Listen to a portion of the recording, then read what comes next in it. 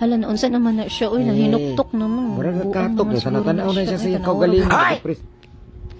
Ano sige-sige yung mga mata nyo dyan? Gaantay ka naman sa pagkakamali ko? Ha? Ganyan naman kayo? Sa dami-dami ng natulong ko sa'yo, nagkamali lang ako kaisa, ha? Tanan na makalimtan na ninyo ang natabang ko sa inyo dito?